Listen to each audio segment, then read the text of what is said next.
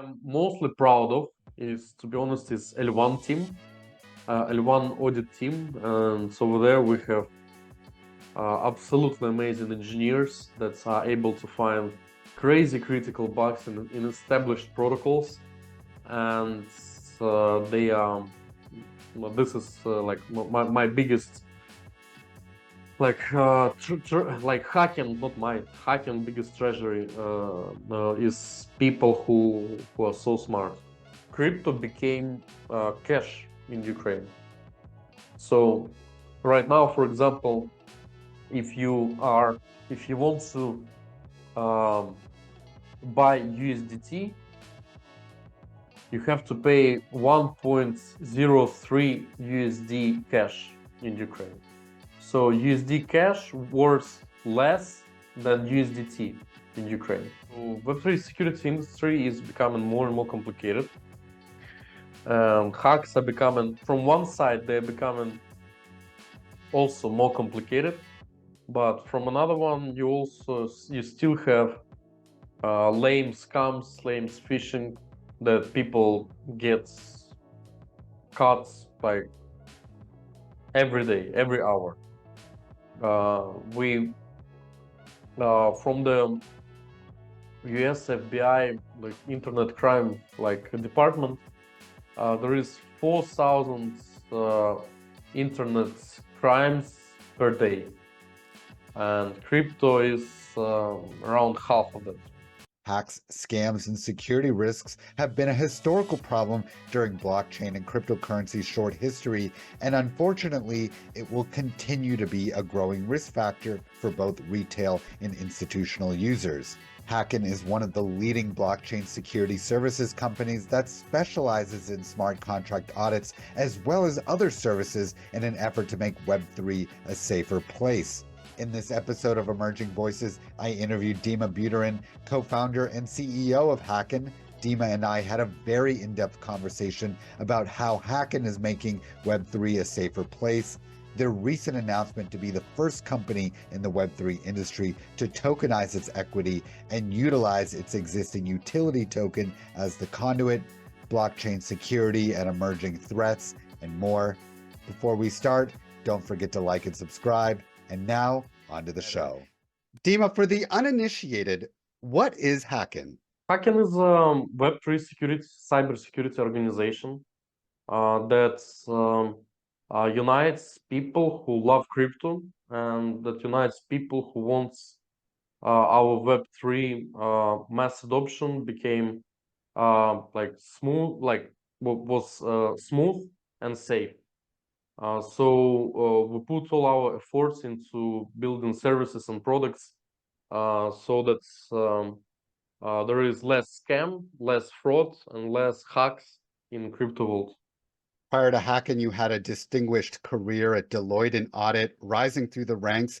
How has your experience in auditing at Deloitte shaped your perspective and approach to the work you're doing in Web3? Deloitte is an amazing organization. It's 170 years old, and this means something. You know, like if the company can last for so long. I spent 8 years there, 8 amazing years, and every year I was there, I was learning something new, and definitely experience working there helped me to build up the team and to like get some market share. It's in our Web3 space, and yeah, like I follow a lot of both like auditing practice and HR practice and business development practice from that I learned at Deloitte. Like we kind of Hacken inherited a lot. So if you can say that Hacken is a crypto Deloitte, it might be not far away from the truth. Dyma, what was the particular moment or insight that prompted your shift from traditional finance to the blockchain industry? After Deloitte, I was hunted to work for Ukrainian government, and I went to Defense Military Consortium, and over there I was responsible for establishing cybersecurity center under Ukrainian, like basically defense consortium. And at some moments of time, to be honest, it was like it was already, I was already like aware of crypto. It was let's say spring 2017 when everything was already like heating up, and there was a very big attack on Ukrainian infrastructure with the virus Beta A, and we have a certain solution what to do if to minimize the damage. And we went to speak with major like government organizations, government companies, and in fact they kind of didn't want us to help them for like several reasons. And I just understand that I don't want to waste my time anymore working with governments because it's just not efficient, not smart. And together with our team, we decided let's do something in crypto. Very interesting. And let's continue learning more about the history of Hacken. Can you take us through the early days of Hacken's inception and what were the key challenges and motivations behind establishing a cybersecurity firm in the blockchain space? So we were like a small team of cybersecurity enthusiasts, like bug hunters, and obviously that was the time when people were issuing tokens, and tokens was absolutely new thing for the world. And so we made the pitch deck, we made a presentation for token for bug bounty platform for community of ethical hackers. And with this idea, we went to pitching competition, and we won the second prize, which was 33 bitcoins. And from the stage, there was investors who were like, "I love your idea. Here you got like $500,000." And at that point, we were like, "Okay, let's do it. Let's do the ICO." And we did the ICO. And the first like challenges were, of course, to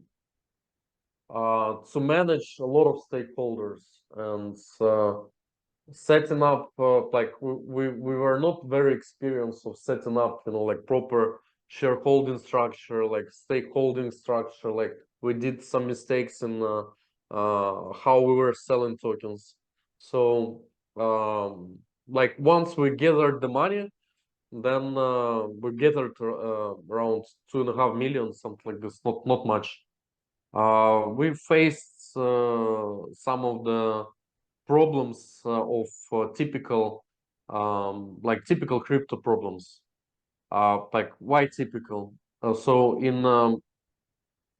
Web2 space, in traditional startup space, usually people are raising money to build product and then to make an exit. In crypto, people are raising money to exit, and maybe in the end somewhere to build some product, but they don't care if anyone will use it or not. Unfortunately, this is the truth. And saying that, yeah, like it was good that I was a gatekeeper. So if I didn't I kept the funds, and not everybody liked that, but it's their problem. And we started to build products, start to build service, and start to invest in R&D that eventually helped us to get where we are right now. That's incredibly admirable. I mean, you make an interesting point about, just this ICO era of raising money and leaving and not really building anything. You didn't do that. And now Hacken offers a number of services and solutions. What are Hacken's main services that make Web3 a safer place? What brings us most of the revenue, obviously, is smart contract audits. We have amazing team, amazing track record. But if to speak, what I'm mostly proud of is, to be honest, is L1 team, L1 audit team. And so over there we have absolutely amazing engineers that are able to find crazy critical bugs in established protocols. And they are, this is like my biggest like like Hacken, not mine. Hacken biggest treasury is people who are so smart. In terms of what we are building, we a part of the service. We also have a few products. First is Extractor, is on-chain monitoring, alerting, and preventive SaaS solution that is getting quite rapidly the user base.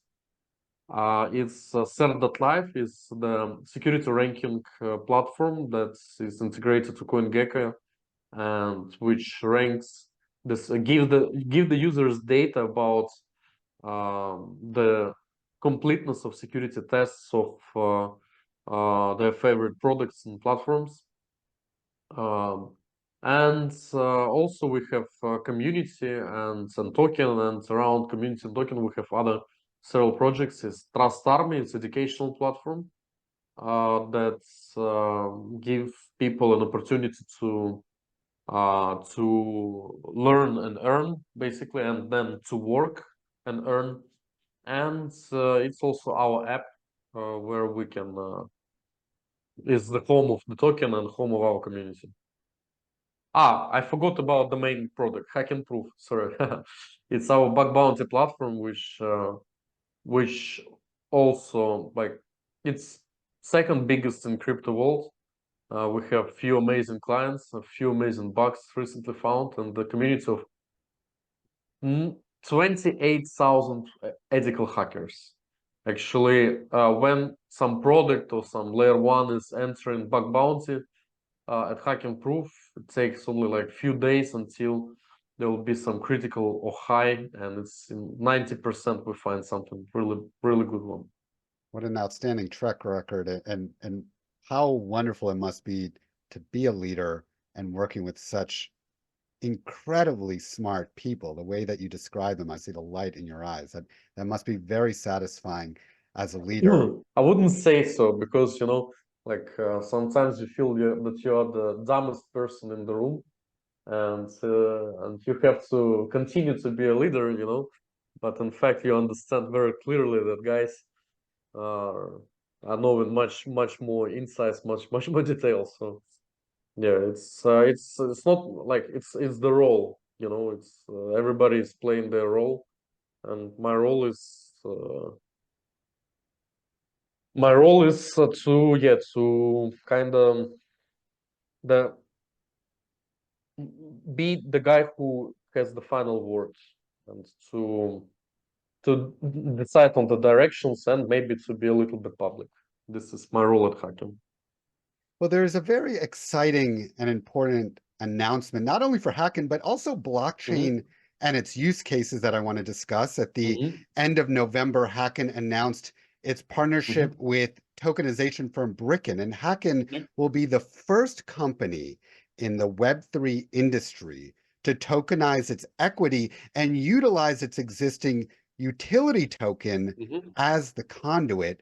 For those that may be hearing this for the first time, could you give an overview of this partnership as well as some insight into Hacken's strategic planning to understand why now and what's motivating Hacken to tokenize, issue, and distribute equity tokens?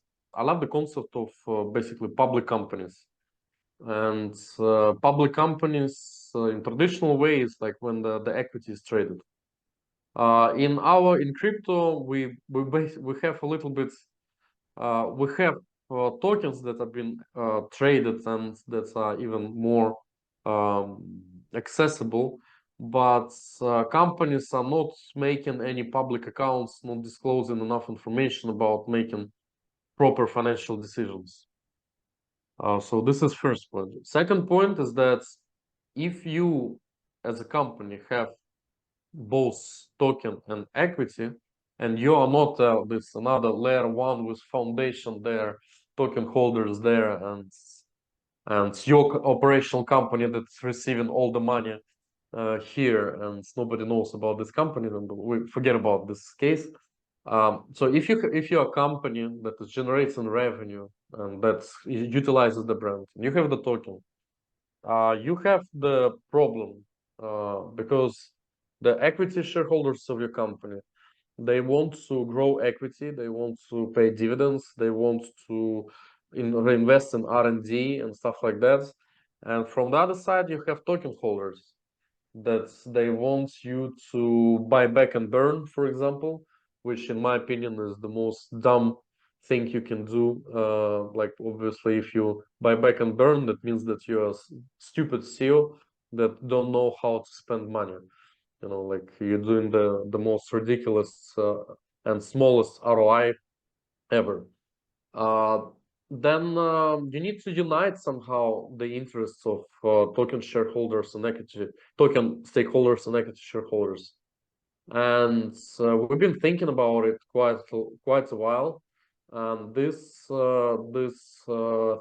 business combination that we are doing while tokenizing 10% of the equity and selling it through tokens and basically burning the tokens afterwards, we think that this will work, and we think like we will like the end goal is to unite the interests of token holders and equity shareholders.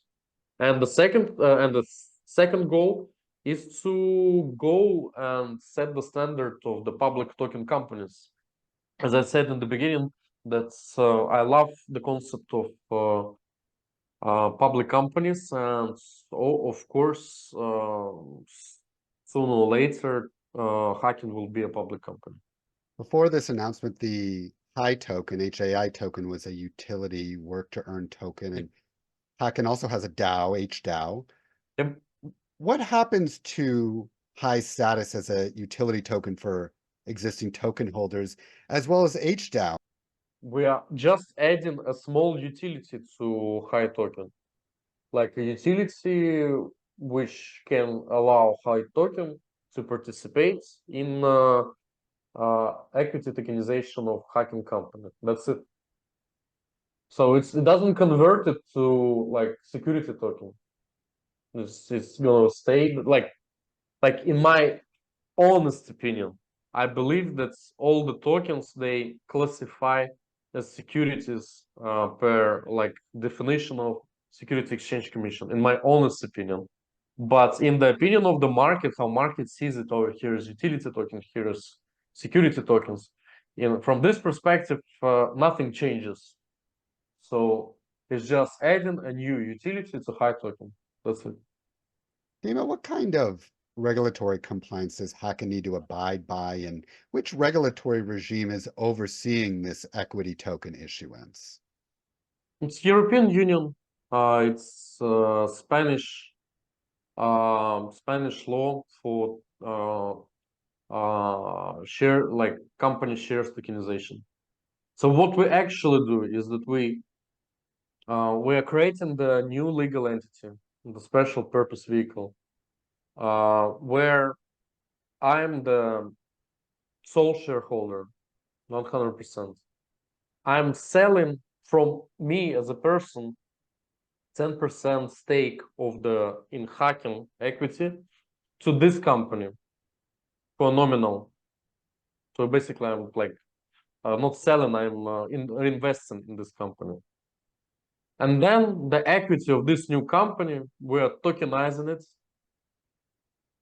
And we are selling the equity of this company to HAI holders. That's it. And that's from the legal perspective, that's there is not a lot of questions for that.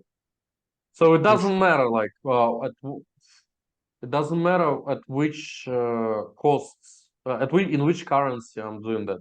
If I'm doing it in USDT or USD or Euro or HAI token. Doesn't matter. I want to do it in HAI token. So in traditional finance, depending on the type of issuance, when companies issue shares of the public, they release financial statements for prospective investors to conduct fundamental analysis. As part of this equity token issuance, will Hacken be releasing any audited financial statements? no, okay. So this is not a public statement placement. This is private placement. But we we're definitely going to have public financial statements. We were disclosing already like figures of 2022, 2023. We're also going to disclose. We're doing the audits of certain parts of the financial statements, but not as the whole. Not sure if we're gonna if we will have all the necessary processes in place to make like the proper IFRS accounts for the 2023, but the plan is to have them for 2024 is a must, because we still need to do a lot of different arrangements. We are not there yet. What are the biggest challenges Hacken faces in navigating the regulatory landscape for this token issuance, and how are you addressing them? From the point of like what regulatory like complications are there, I would say not much. Not much. We're not custodial. We're not exchange provider. Like we're not providing exchange services. We're not I don't know, broker. So for us, all the new regulation that is coming is not very applicable. As I mentioned, Hacken is set to be the first Web3 company to do this. Why is this significant for the digital asset industry? And in what ways does this equity tokenization model set a new precedent in the blockchain and digital finance industry? Yeah, I think it really solves the problem of equity and token holders. Like right now, the main model of how projects are raising finance in crypto is SAT, simple agreement of future token.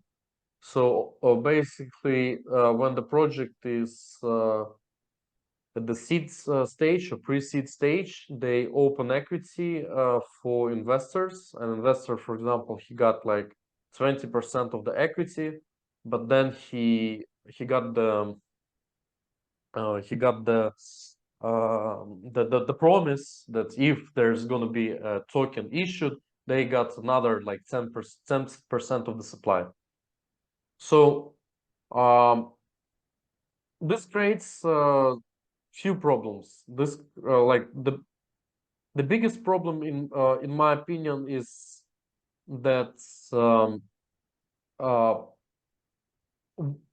those investors who participate in this scheme, once they get the token, they already can make their exit, and after they receive their like profits, premiums, they already don't care about the project at all anymore, like careless.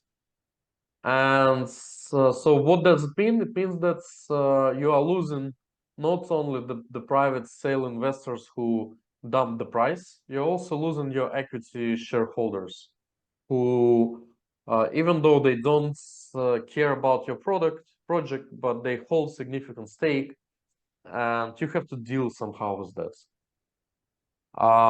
Second thing is, again, this scheme is creating the conflict of interest because mostly the exit strategy is to sell token after there is some product success or marketing, proper marketing into retail. And retail, they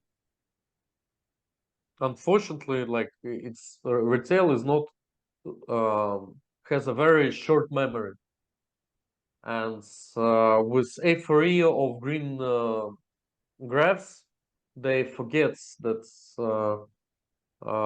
there are big private sale investors who are pumping this price in order to drop it on you guys, and they don't have any power in controlling the actual company.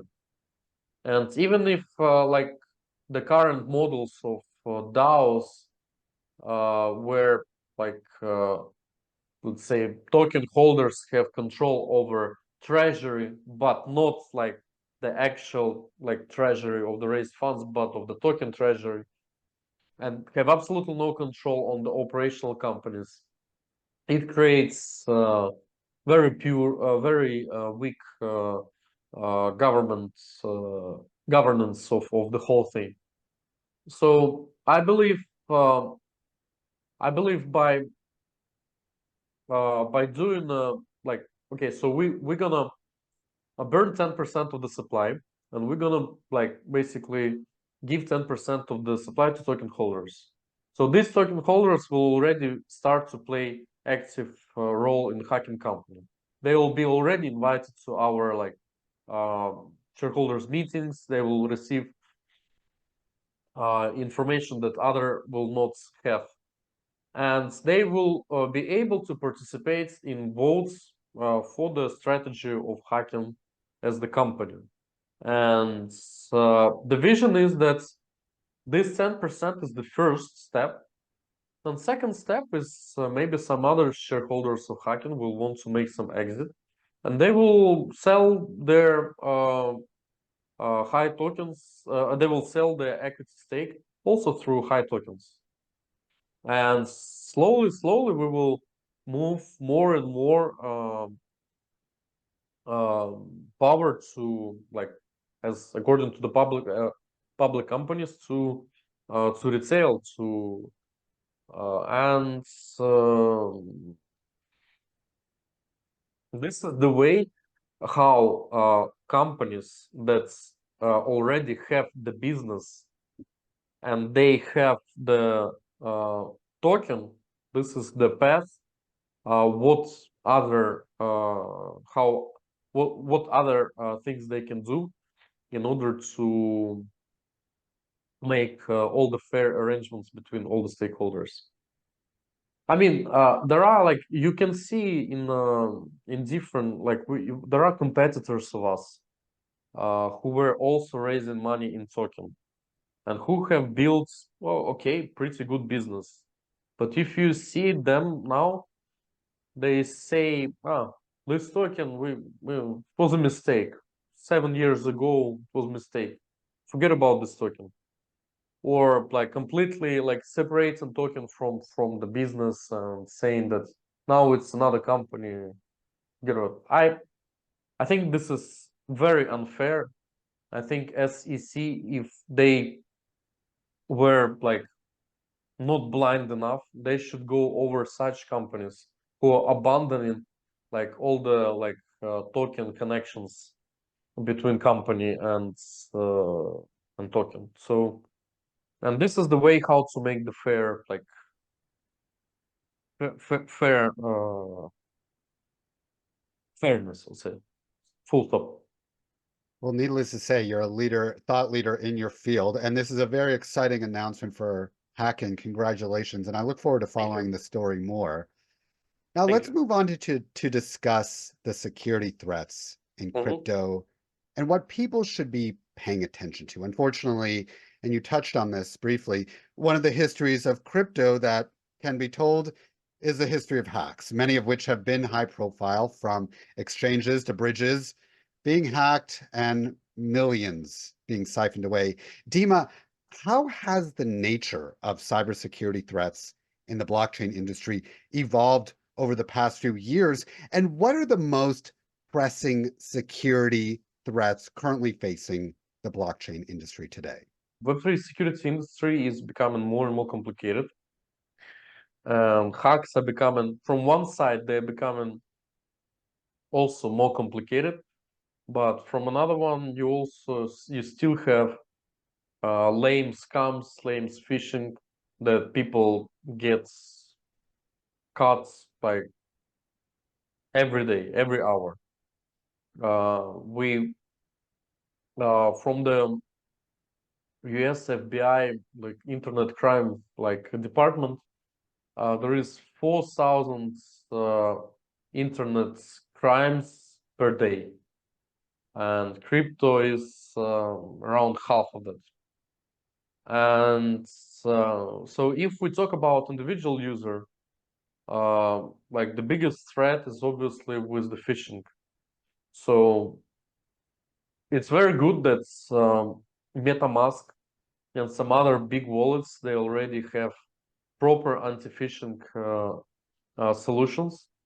So the biggest advice is to make sure that they are turned on, and that you are very careful when reading everything that you are signing, because one inaccurate move and you can lose all the assets from your wallet, just like this. And second is that we see that a lot of Web2 hackers are entering our space as well, and we see more and more operational security incidents when hackers are able to get into the infrastructure of big exchanges, of big protocols, custodials, and they are able to find uh, different accesses to hot wallets, to cold storage, to multi-sigs, and this kind of attacks are still like crypto companies are still not very prepared for them. Crypto companies already know how to, be protected from basic DeFi vulnerabilities, like how to make audits, how to make few audits, how to run the bug bounty after the audit. This is already like more or less established industry, but for the operational security, we are quite far away.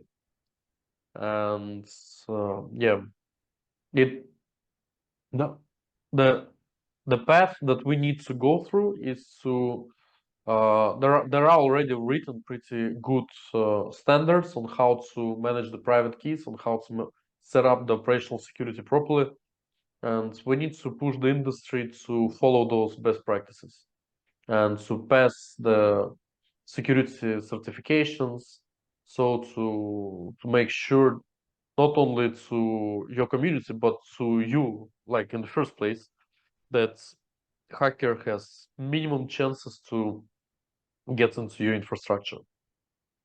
Dima, how do security professionals like yourself and firms like Hacken monitor and identify emerging threats to essentially get ahead of any danger for the greater Yeah, good of the public? yeah. This is another exciting industry that is growing. So on-chain monitoring, alerts, and tools is a new trend, and a lot of it's possible to understand that some attack is being prepared in on-chain. So because attack is not happening within one block, first the hacker has to create the move the funds from Tornado Cash or whatever, from other black wallets. Then he needs to deploy malicious smart contract, and then you have this small period of time when you identify this malicious smart contract, you read the smart contract, and you you block any you blacklist the address of the smart contract, so it cannot interact with your DeFi smart contract or whatever you have. So it can be named as kind of firewalls, and this small industry is being growing really fast, like in this year and end of last year.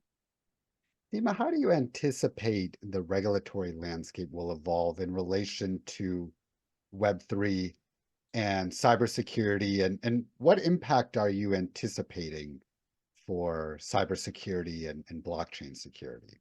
I believe there is a room for both, like unregulated Web3 and regulated Web3. And the privacy Web3 and non-private Web3. And when we say privacy Web3s, I mean like there should be privacy protocols. There should be some, I don't know, privacy layer twos, some even privacy stablecoins, if you say so. However, it sounds really scary. But those protocols should have much complications on on the fiat on ramps, off and on ramps, and that will be fair, in my opinion.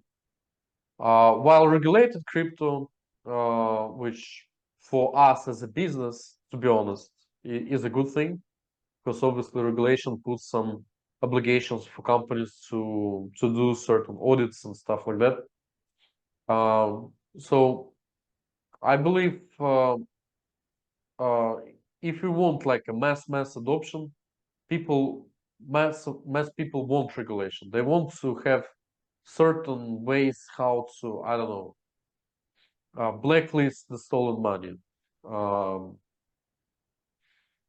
revert the transaction, or like even revert the transaction. However, it sounds like really non-crypto, but people want it. Um, I I believe there will be some protocols on the government levels like that, and they will utilize the blockchain technology in the sense that you'll be able to connect with MetaMask and do some stuff on your own without intermediaries. But those blockchains, they will not have this native crypto freedom. So I believe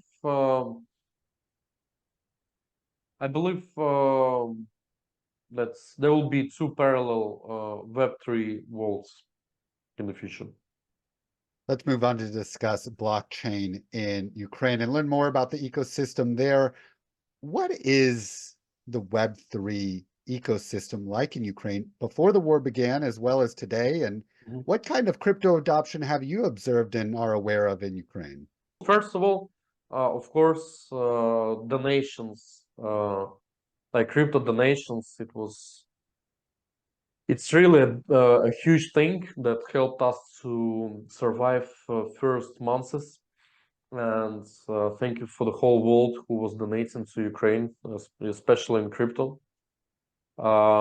Second is that crypto became cash in Ukraine. So right now, for example, if you want to buy USDT, you have to pay 1.03 USD cash in Ukraine. So USD cash worth less than USDT in Ukraine. And obviously people were like, when they were running from the country or they were running from, I don't know, from their homes, which were under bombs, obviously they were desperately searching the way how they can convert cash into crypto. Because if you, like those first days, there were so many cases when people had cash with them and they were just killed immediately.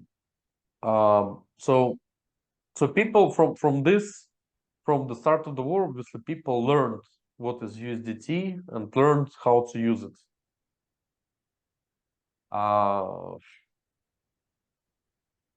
If we talk about ecosystem of crypto people, like there are a lot of engineers in Ukraine who are building biggest protocols you cannot even know, and a lot of those teams are still there in Ukraine. A lot of teams have moved, and more like the majority of people moved to Portugal, by the way, and we have pretty strong community here, and a lot of founders are living here. But in terms of that, crypto is somehow that we have some innovative legislation in Ukraine for crypto. No, we don't. We'll lose this opportunity. The government decided not to adopt anything and to wait for European Union decision, which I think is very stupid. If we have some nice government projects that is utilizing blockchain technology, no, unfortunately, we also don't have it. Well, let's wrap up to listen to your thoughts and visions for the future of blockchain and crypto. Dyma, how do you envision the evolution of Web3 in the next decade? I'm very bullish on neobanks. I'm very bullish of a person to have full freedom of using his money whatever and however he wants to and neobanks to be like not like a huge bank that is a custodial of a lot of money, but neobank is a non-custodial application that's where only you are holding your assets and you can do with them whatever you want in every part of the world. So you can pay with this neobank own bank, and this is, for me, it's called financial freedom. So this I think we need to work on this problem at the first place. We still have people who are spending 20%, 15% on international money transfers, and they are long, and we'll still have inaccessibility of stock market, of crypto markets to a lot of people. We still have I don't know inaccessibility of loans infrastructure for so many people. So in finance, like for me, crypto is finance, and I think once we will build a scalable infrastructure with we will see a next boom of the revolutionary financial applications. Depending on who you talk to, feedback I've been listening to in the market is a continued interest from people not working in Web3 today and who aren't engineers, who want to pivot their careers and their respective skill sets to work for a blockchain and crypto native company, or pivot to a line of business in their existing company that may have a division that wants to incorporate blockchain and digital assets in their operations. Now that we're embarking on a new year and entering hiring season, what is your opinion of the Web3 job market for non-engineers in the coming year? And what kind of jobs and functions do you anticipate will be in demand?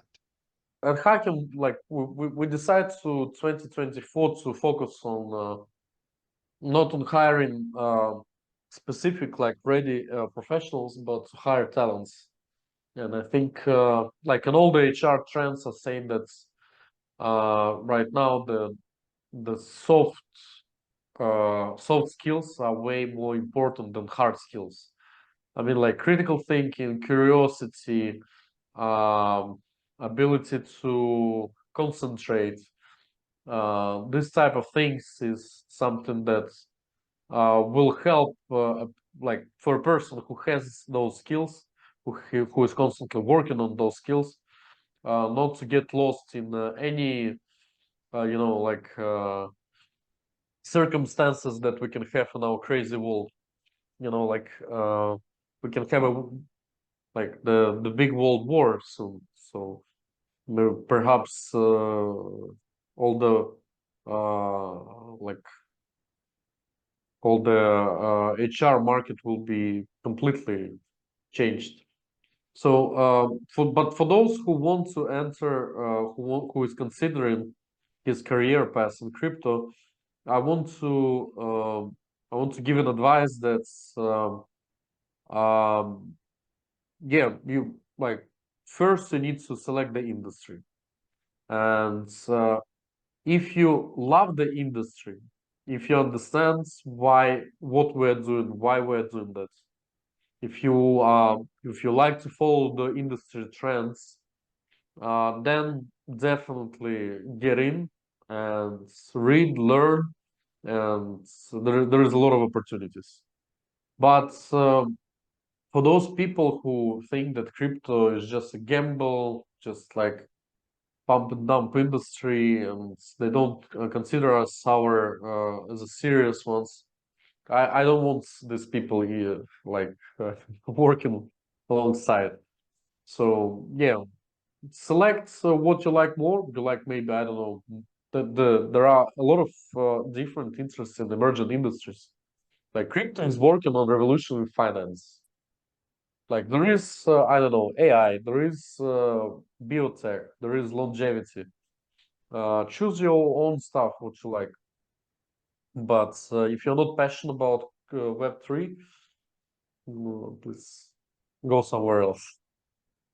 Last question. How can people and projects get in touch with Hacken for help with their security needs?